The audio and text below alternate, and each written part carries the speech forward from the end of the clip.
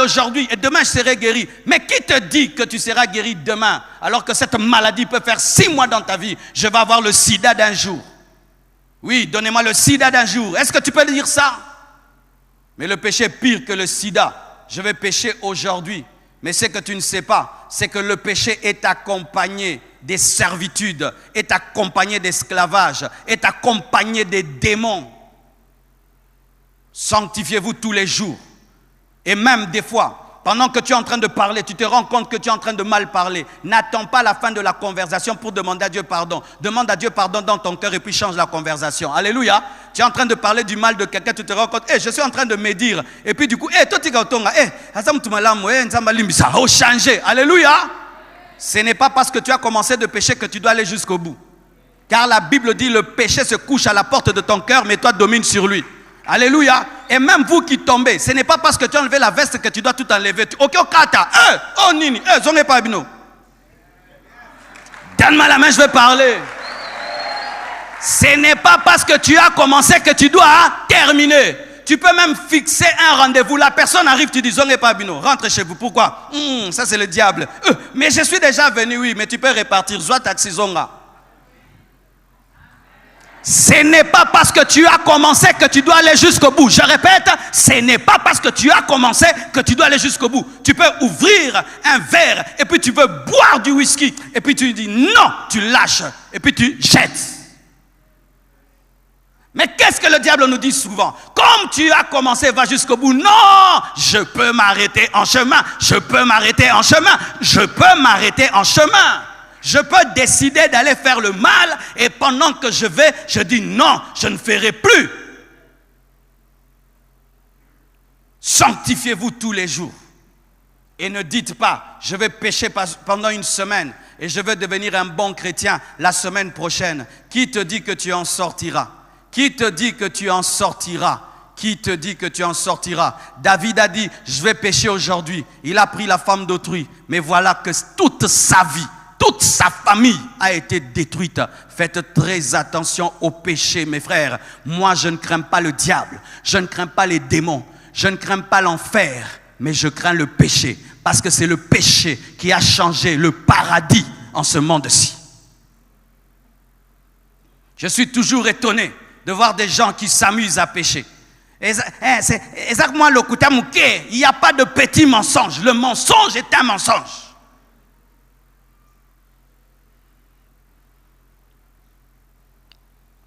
La Bible dit, la crainte s'emparait de chacun d'eux, pas seulement des apôtres, mais de chacun d'eux. Aujourd'hui, les pasteurs doivent craindre Dieu. Si un pasteur pêche, le pasteur a péché, mais le fidèle s'il pêche, ce n'est rien. La Bible dit, la crainte s'emparait de chacun d'eux. Toute l'église vivait dans la sainteté. Aujourd'hui, vous êtes très durs. Les hommes de Dieu doivent craindre Dieu. Si un homme de Dieu divorce, il a divorcé, mais lui-même un divorcé qui condamne un divorcé. Oh, regarde cet homme de Dieu-là. Je l'ai rencontré quelque part dans une boîte de nuit. Il était en train de boire. Lui-même est dans la boîte de nuit. Il condamne un homme de Dieu dans la boîte de nuit. Et toi-même, tu fais quoi là-bas? Vous voyez des choses? Alléluia. Il est dans la boîte de nuit. Homme de Dieu, tu fais quoi ici? Lui aussi, fils de Dieu, tu fais quoi ici? Ah oui, et toi, fils de Dieu, tu fais quoi là? Il faut dire, homme de Dieu, que faisons-nous?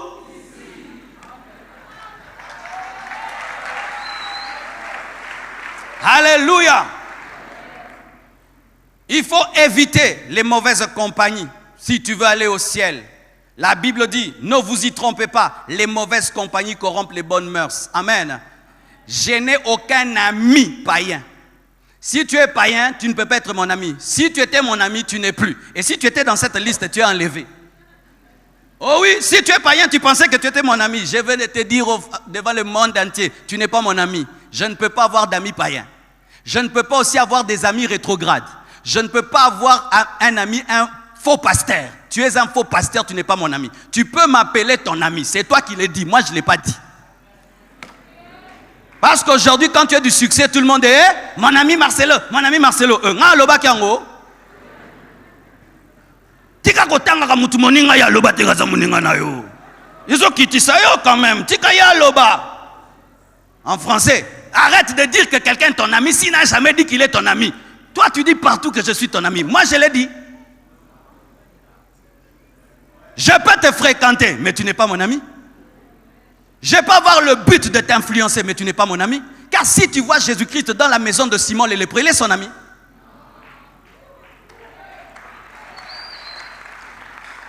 N'ayez pas des amis païens. N'ayez pas des amis faux frères. N'ayez pas des amis charnels. Et si ce monde entier est rempli de païens, sois seul. Si le monde entier est rempli des hommes charnels, sois seul. Qui était l'ami de Lot à Sodome et Gomorrhe? Personne. Lot n'avait pas d'amis à Sodome et Gomorrhe. Lot n'avait pas d'amis à Sodome et Gomorrhe. Car s'il avait des amis, il allait les amener avec lui. Des chrétiens avec des amis païens. Tu es chrétien, quelqu'un trompe sa femme et vient te raconter. Aujourd'hui, j'ai trompé ma femme. Tu es un faux chrétien. Tu es un faux chrétien. Quelqu'un qui trompe sa femme, il vient te le raconter. Qu'est-ce qu'il est en train de mettre en toi? Il veut aussi te pousser à tromper ta femme. Un voleur, il va te pousser à voler. Regarde ça, j'ai volé. Ça, j'ai volé. Pourquoi? Pour que toi aussi tu puisses voler. Mes frères, veillez sur vos fréquentations. Veillez sur vos fréquentations. Ayez des relations, parce que nous ne sommes pas en dehors du monde, nous devons sauver les hommes. Fréquentez les païens, il faut les fréquenter pour les sauver, mais qu'ils ne soient pas vos amis. Quiconque a un ami païen sera influencé un jour, à moins que tu aies atteint un niveau où rien ne peut t'influencer. Mais ces personnes-là sont rares. Mais Christ est venu comme la lumière dans les ténèbres, et il a influencé les ténèbres. Mais veillez que personne ne puisse être dans votre vie pour vous séparer de Dieu. Ne le faites jamais. Amen. Et ce qui est bizarre, c'est que certains d'entre vous, vous êtes très à l'aise avec les païens et mal à l'aise avec les chrétiens. Même. Dans nos églises, tu vas voir un frère très charnel, très aimé. Oui, les églises aiment des frères très charnels. Tu vas voir à la fin du culte, le frère charnel, plein de gens près de lui. Frère Moura Makambou, frère, 10 personnes autour. Mais le frère spirituel qui lui, après le culte, méditons ce que le pasteur a enseigné aujourd'hui. Prions un peu pour que cette parole puisse toucher les enfants de Dieu. Frère, est-ce qu'on peut se revoir demain pour prier pour le message d'aujourd'hui?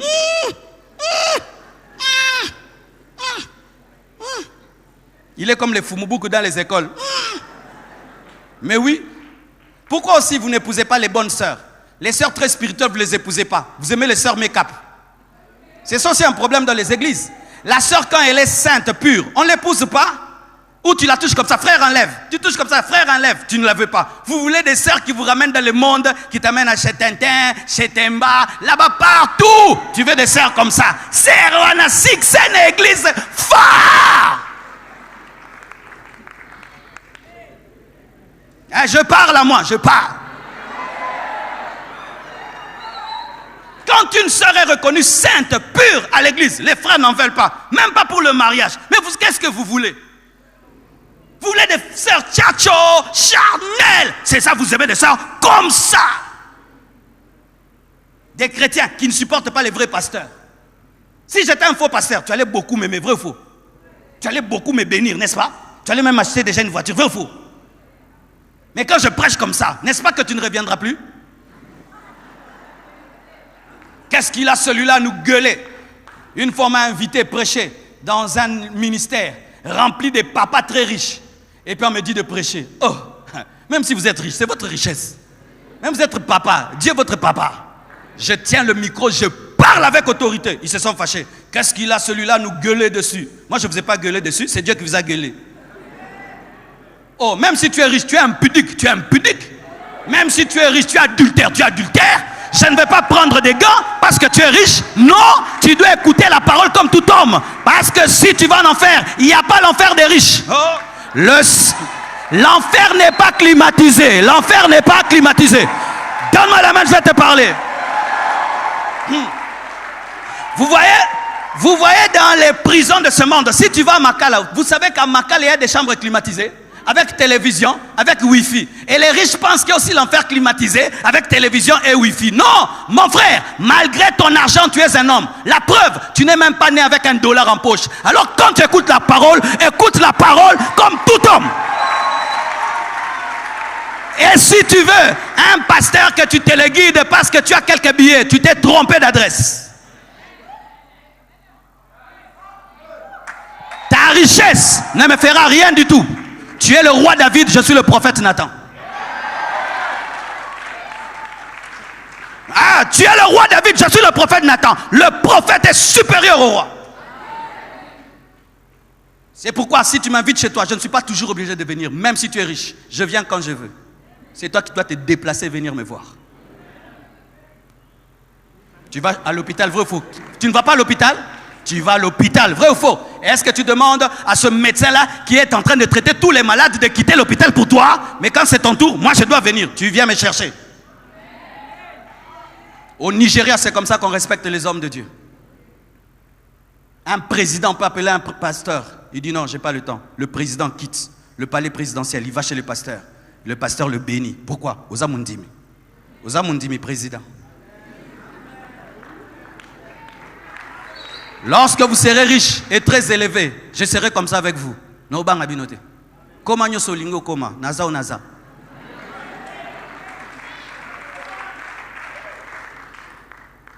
Des fidèles, plus ils deviennent riches, ils veulent devenir les amis des pasteurs, des potes des pasteurs. Pasta, non? Même si tu es milliardaire, je ne suis pas ton pasta, je suis ton père. Je travaille au syndicat des pasteurs. Il faut éviter les mauvaises compagnies. Aussi, il faut éviter les lieux de péché. Tu peux abandonner les mauvais amis, mais la Bible nous dit, ils étaient dans le même lieu. Lorsqu'ils se sont convertis, ils étaient dans la chambre haute. Comment tu as abandonné la vie d'ivrognerie, mais tu vas dans les bars? Comment tu as abandonné la vie d'ivrognerie, mais tu vas dans les boîtes de nuit? Comment tu as abandonné une femme, mais tu vas tout le temps la visiter chez elle? Comment tu veux être dans la sainteté, mais toi et ta fiancée, vous vous retrouvez dans la chambre? Que vous appelez ghetto. Arrêtez ces choses de causer dans la chambre. La chambre, causer dans la chambre, c'est pour nous les mariés. Parce qu'on a des choses à se dire que les enfants ne doivent pas entendre. Mais toi, tu n'es pas marié. Tu te caches dans la chambre pour cacher quoi à qui?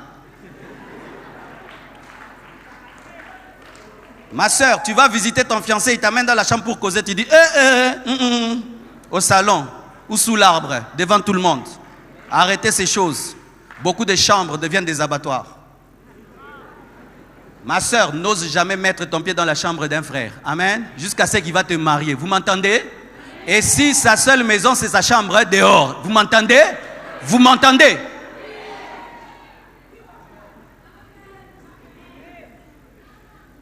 Évitez les lieux de péché. Évitez les boîtes de nuit. Évitez les endroits de péché. Même si dans un coin, à côté de chez vous, il y a tout le temps des prostituées. Ne passez pas par là. Amen. Hein? Ne passez pas par là, à moins que tu ailles évangéliser.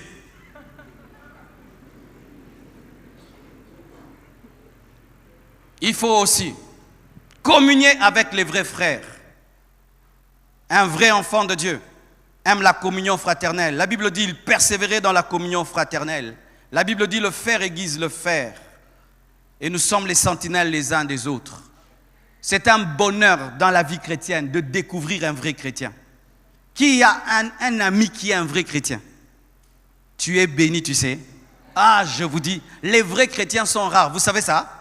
Les vrais serviteurs de Dieu sont rares. Une fois dans ta vie, tu as découvert un vrai serviteur de Dieu. Sois dans la joie. Moi, le jour où j'ai rencontré le pasteur de ma destinée, j'ai entendu mon esprit dire, oh, enfin, je cherchais un enseignant de la parole. Je cherchais un homme qui prêchait la Bible et qui allait me former à devenir un serviteur. Mon esprit cherchait. Le jour que j'ai trouvé, j'ai senti la paix. Soyez avec des gens qui vous aiguisent. Quand tu causes avec lui, tu sens que tu ne pries pas beaucoup. Quand tu causes avec lui, tu sens que tu ne lis pas assez la Bible. Quand tu causes avec lui, tu sens que tu ne lis pas beaucoup les livres. Quand tu es avec lui, tu sens que toi, tu es encore pécheur. Quand tu es avec lui, tu sens que tu es en retard dans les choses de Dieu. Ayez de tels amis qui te racontent toujours, qu'est-ce que tu viens de faire? J'étais dans un jeûne d'un jour là et Jésus m'a dit ça. Toi, il t'a parlé il y a longtemps. Qu'est-ce qu'il y a? Non, je viens de lire Apocalypse, je viens de découvrir un verset. Un tel ami va te pousser vers Dieu, qui vient te dire, j'avais tel péché que j'ai abandonné. Quel péché? J'avais des mauvaises pensées.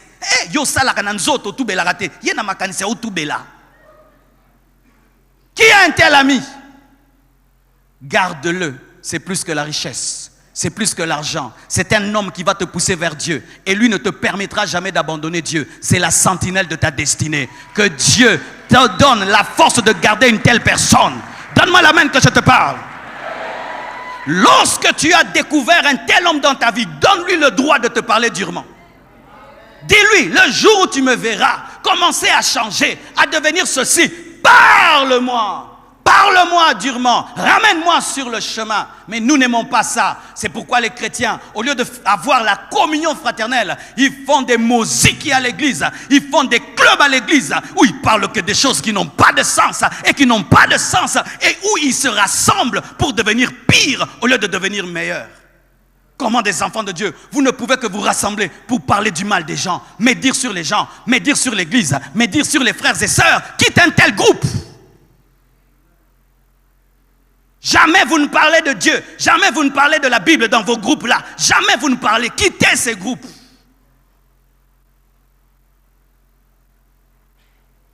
Et il faut vivre comme Christ tous les jours. La Bible dit, ce fut à Antioche que pour la première fois, les disciples furent appelés chrétiens. On les observe, ils parlent comme Jésus. Ils agissent comme Jésus. On dit non, ils sont chrétiens. Et voici un secret que j'aimerais te donner.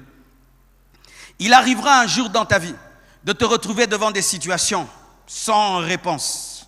Tu ne sais pas si c'est un péché ou ce n'est pas un péché. Voici comment tu feras. Dis toujours, Christ à ma place, qu'est-ce qu'il ferait? Alléluia. Et tu places Christ. Tu vas à l'école, le professeur demande l'argent pour te donner 10 sur 10. Et tu ne sais pas. Si je refuse, il va me chasser. Dis, est-ce que Jésus allait le faire? Christ à ma place, qu'est-ce qu'il allait faire? Christ à ma place, qu'est-ce qu'il allait faire? Parce que tu es chrétien, tu es comme Christ. Il faut toujours dire, si c'était Jésus. Tous les jours de ta vie, cherche à ressembler Jésus. Et aucun homme qui cherche à ressembler Jésus ne finira en enfer, parce que Christ est le chemin, la vérité et la vie. Il est le parfait modèle. Les chrétiens de plus en plus cherchent à ressembler à des hommes, à ressembler à des pasteurs, à des hommes de Dieu, à ressembler au monde, mais pas à ressembler à Jésus. Tu vas voir quelqu'un se battre, ressembler à Marcelo, ressembler à T.D. Jakes, ressembler à Bénigne, ressembler à celui-ci, ressembler à celui-là. Mais peu de chrétiens cherchent à ressembler à Jésus. Jamais en cherchant à ressembler à Jésus, tu auras des défauts. Mais en cherchant à ressembler à un homme, tu prendras ses défauts. Parce que l'homme a des qualités et il a des défauts.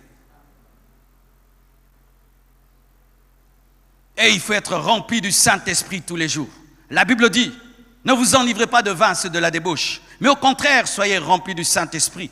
Et dans Acte 2, verset 4, la Bible dit, ils furent tous remplis du Saint-Esprit. Lorsqu'un ballon doit s'élever dans les airs, il se remplit d'air. Et plus il y a de l'air dans le ballon, plus le ballon s'élève.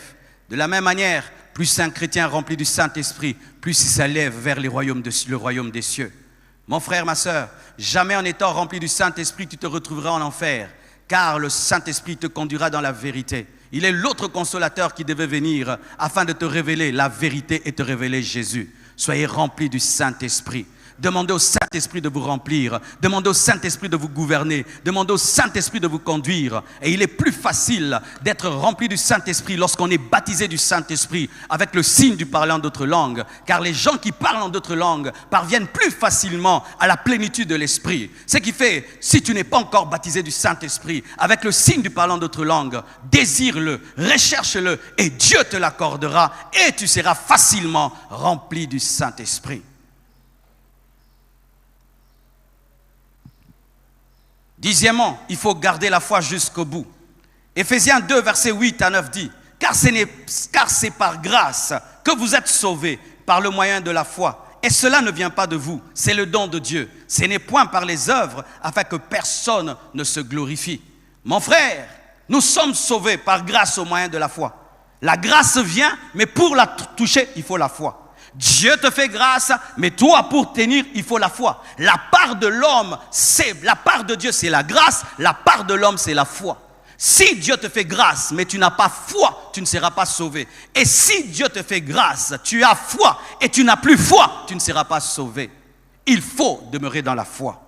Si aujourd'hui je crois que Jésus est le Fils de Dieu, que Jésus est le seul médiateur entre Dieu et les hommes, mais demain je viens changer, je dis non, Jésus n'est pas le médiateur, Jésus n'est qu'un ange, j'ai perdu mon salut. Si je perds la foi que j'ai, que le fait que j'ai cru en Jésus, je suis lavé de tous mes péchés et je suis sauvé. Si un jour je commence à douter, est-ce que je suis sauvé? Est-ce que Jésus m'a sauvé? Est-ce que Dieu m'a pardonné? Je perds la foi. Conservez votre foi. Et voici un secret pour conserver la foi. Je rends souvent grâce à Dieu pour mon salut. Ah oui. Quand tu rends beaucoup grâce à Dieu pour ton salut, tu crois davantage à ton salut parfois. Jésus, tu as versé ton sang pour moi. Jésus, tu es mort à ma place. Mon nom est écrit dans le livre de vie. Ce n'est plus moi qui vis, mais c'est Christ qui vit en moi. Il n'y a plus de condamnation pour ceux qui sont en Christ. Je n'ai plus de condamnation. Jésus m'a lavé. Mon nom est écrit dans le livre de vie. Plus tu le dis, plus tu le crois. Et là fonctionne le casque du salut. Beaucoup de gens perdent le royaume de Dieu parce qu'ils perdent l'assurance du salut. Quand ils pensent, est-ce que tu seras sauvé? Je ne sais pas. Est-ce que ton nom est écrit? Je ne sais pas. Est-ce que Dieu a pardonné tous tes péchés? Je ne sais pas. Lorsque tu doutes, tu perds tout. C'est pourquoi faites très attention aux enseignements qui bougent votre assurance du salut. Il faut des enseignements qui persuadent davantage les chrétiens qui sont chrétiens, pas des enseignements qui déracinent la foi. Amen. Qui croit qu'il est sauvé? Qui croit que Dieu lui a pardonné? Qui croit que s'il meurt maintenant, il ira au ciel? Qui croit que son nom est écrit dans le livre de vie? Qui n'a pas besoin de le sentir? Je n'ai pas besoin de sentir que je suis sauvé pour être sauvé. Je suis sauvé, point barre. Amen. Hein? Parce que nous ne sommes pas sauvés par les émotions, nous sommes sauvés par la foi. Je suis sauvé. Je suis sauvé pourquoi? J'ai cru en Jésus-Christ. Alléluia. Sans même que tu pratiques les œuvres, tu es déjà sauvé. La louange, il faut louer Dieu, mes frères. Il faut louer et adorer Dieu. L'église primitive était une église joyeuse et heureuse. Quand on entrait dans l'église primitive, on trouvait des chrétiens qui louaient Dieu. Mais ces chrétiens-là n'avaient pas beaucoup. La plupart étaient persécutés. Ils étaient dépossédés de tous leurs biens parce qu'ils étaient des chrétiens, mais ils avaient la joie. Ils étaient même capables de louer et de chanter dans une prison. Mes frères et sœurs, soyez heureux. Louez Dieu. Chantez les louanges de Dieu. Que tout aille bien, que tout aille mal. Servez Dieu, adorez-le. Seigneur, tu me bénis, je te loue. Tu me bénis pas, je te loue. Tout va bien, je t'adore. Tout va mal, je t'adore. Je ne t'adore pas parce que tu me bénis. Je t'adore parce que tu es Dieu. Tu es digne de recevoir l'offrande de mes lèvres, même si mes lèvres refusent de s'ouvrir. Et je fléchis mes genoux, même si mon âme refuse que je fléchisse mes genoux. Et j'ordonne à mon âme, tu dois louer Dieu. Tu dois louer Dieu. Alléluia. N'écoute jamais les Michal qui se moquent de David lorsqu'il est en train de danser. Michal est devenu stérile, mais David est resté sur le trône. Ne regarde jamais ce voisin qui est lourd, qui regarde ses vêtements et qui ne danse pas, qui regarde ses chaussures et qui ne danse pas, qui regarde sa voiture et il ne danse pas. Ne le regarde jamais. Sois comme le roi David. Adore, loue et Dieu va te garder sur le trône. Alléluia. La louange et l'adoration sur la terre sont des entraînements pour la louange et l'adoration au ciel. Donne-moi la main. Et chaque fois que tu as des problèmes, le diable attend que tu puisses insulter Dieu. Tu dois confondre le diable en disant à Dieu, même si les choses ne marchent pas comme je veux, Dieu est digne de recevoir la louange et l'honneur. C'est pourquoi le véritable verbe utilisé pour adorer, c'est proskuneo. Proskuneo, c'est quoi? C'est s'élever au-dessus de ses problèmes et donner une bise à Dieu. C'est dire, voici, j'ai des problèmes et je monte sur mes problèmes afin de faire bisous à Dieu. C'est dire quoi? Même si le diable attend que j'insulte, moi je donne bisous. Même si le diable attend que je puisse devenir triste, moi je donne bisous. Même si le diable a proclamé mon deuil, moi je donne bisous. J'adore Dieu dans les bons et les mauvais